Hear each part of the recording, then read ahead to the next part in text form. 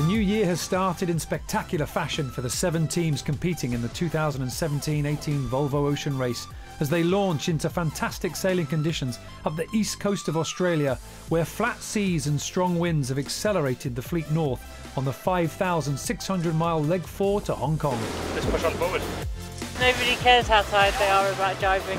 When battle-scarred Team Akzonobel struggled for speed early on, skipper Simeon Teampoint and his crew sailed further offshore, away from the main pack, who were hugging the coastline.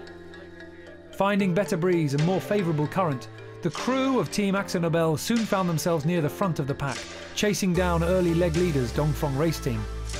Yeah, morale on board is good. I mean, since the start, everyone's very eager. Then we had a very good first night. Everyone worked unbelievable hard. Then we played all the shifts. There was a good boat set up, so it's only Dongfeng in front of us, and hopefully it's going to give us a good setup getting into the Doldrums, where for sure the cards will be on the table again.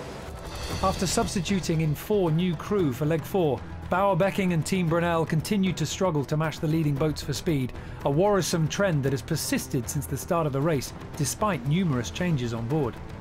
We had the feeling always when we have this 20-25 knots of breeze, we're not going as well as the other boats are going. We've seen it in all the legs so far, but it's a strange feeling, and we just know it's a bit of an Achilles heel what we're having, and we haven't cured it yet. So there's plenty of time to catch up as well, and I think that's just the way how you have to approach it.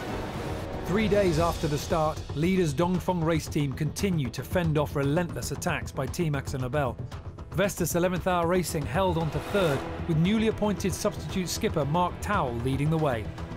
While the Spanish team Mapfre struggled early on due to a series of poor tactical decisions out of Bass Strait.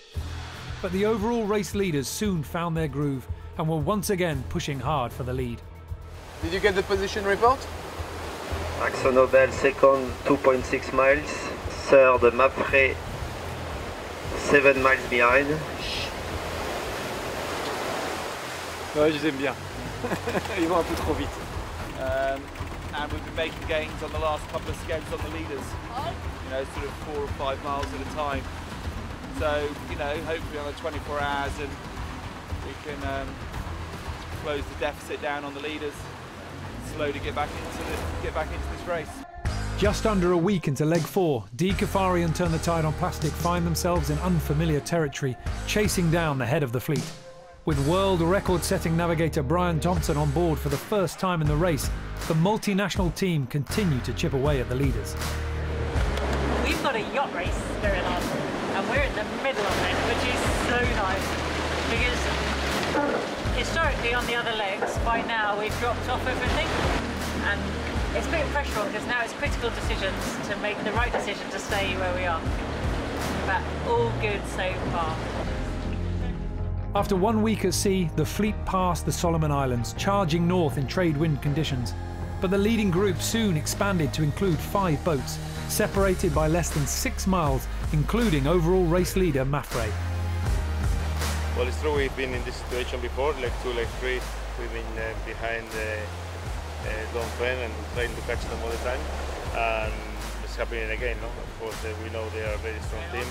It's a lot to come, a lot of opportunities, not only for us, but for the boat behind as well. So we just need to keep sailing our boats, try not to make mistakes and try to keep it close. The wind is forecast to ease as the fleet prepares to cross the equator.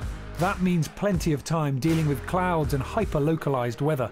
The pressure on each team now is to transition quickly through this area of unstable conditions and break into the trade winds, which lie in wait to the north.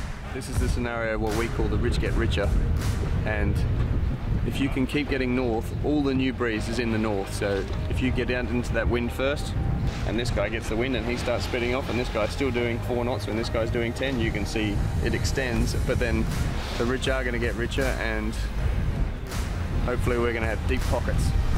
With the front pack less than 10 miles apart and struggling in under 2 knots of breeze, it's anyone's guess as to which boat will emerge from the Doldrums first and take the lead. There is just over 3,000 miles to Hong Kong. The fleet is expected to finish in 8 days.